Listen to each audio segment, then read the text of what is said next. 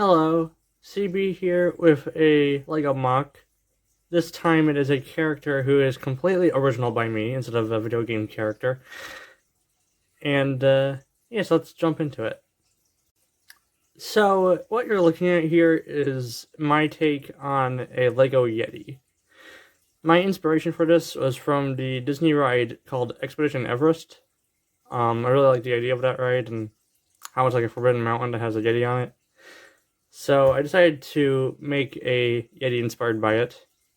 Now, before we get into posability and stuff, I would like to do a few size comparisons. First off, comparing to a minifigure, it's a rather large figure. So that's the minifigure right next to it. Next up, if we bring up Min Min from a previous video, there she is right next to it. The Yeti is a little taller than her. And if we bring in a LEGO Ninjago mech, if you ignore the flag, then the Yeti is a little taller than Zane's mech here. And lastly, if we bring in a LEGO dinosaur, my current horse here, and compare it. Wait, how about I? Oh. Okay, so I guess if the current horse puts his nose up like that, then he's the same size as my Yeti. So yeah, so there's a few size comparisons.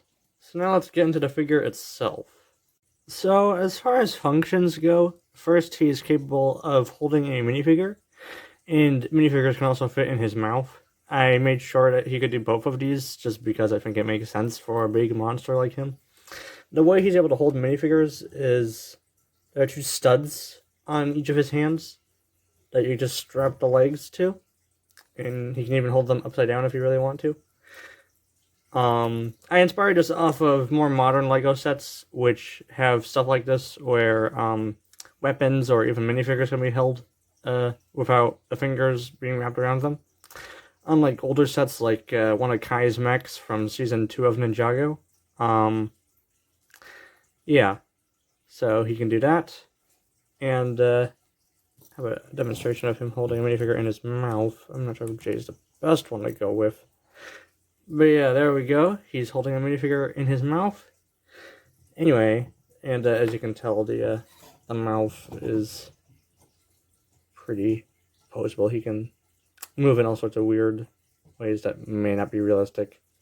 I'm not sure if I prefer it to be this way when it's closed or this way. I'm not sure. I'm starting to think I prefer it this way. I'm not sure though. The neck can move around, and the head is kind of limited, like it can't move up too far or down too far, but luckily the neck is there to allow it to move like that. The arms have ball joints on them so they can move in all directions. Then I have these hinge pieces here, so the elbows can move, and then the wrists of the hands can also move all the way around, and the fingers can move. He has two fingers.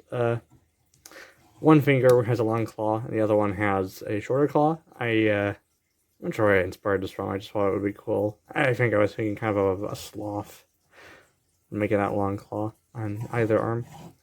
And then the legs are able to move all the way around, and so can the feet, and then the toes can all move individually. And I'm not sure if this looks better for him having a more hunched over look. Feel free to let me know in the comments below if you want to, if this is a good pose for him. Or if you prefer him standing more upright. My intent with this figure was to make him scary. And I especially tried to do this with the mouth by adding a lot of teeth in the mouth. I especially like these longer teeth, the fangs, that I believe most apes have. And I guess a Yeti is an ape, technically speaking. Yeah, so I think that's it for posability. And the back side, that's what it looks like. Just has some studs, and this piece here actually, this base plate, is actually what holds the leg joints on so that they don't pop off. This guy is pretty hardy. and the legs have these gray pieces on them to keep friction so it doesn't fall over all the time. Oh, and his chest is like an ape's chest. Because again, a Yeti is an ape in my opinion. It's like a gorilla-inspired creature. And the eyes are just orange soulless eyes made out of 3 different pieces. One of those teeth pieces, a cheese slope, and a single. Not sure what this piece is called. The last one here. It's used for torches in like a Minecraft set, so that's probably where I got it from.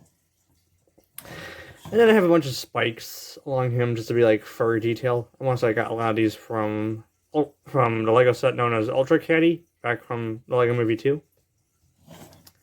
And yeah, that pretty much covers my figure as far as functions and posability. So yeah. Like I said earlier, I tried to make this figure scary. If you'd like to comment, scale of 1 to 10 of how scary he is, I would be interested to see what you guys think of him, as far as scariness goes. Anyway, thank you for watching. I hope you have a good day. And feel free to comment if you want to, like and subscribe if you want to. Thank you for watching again, and I'll see you later.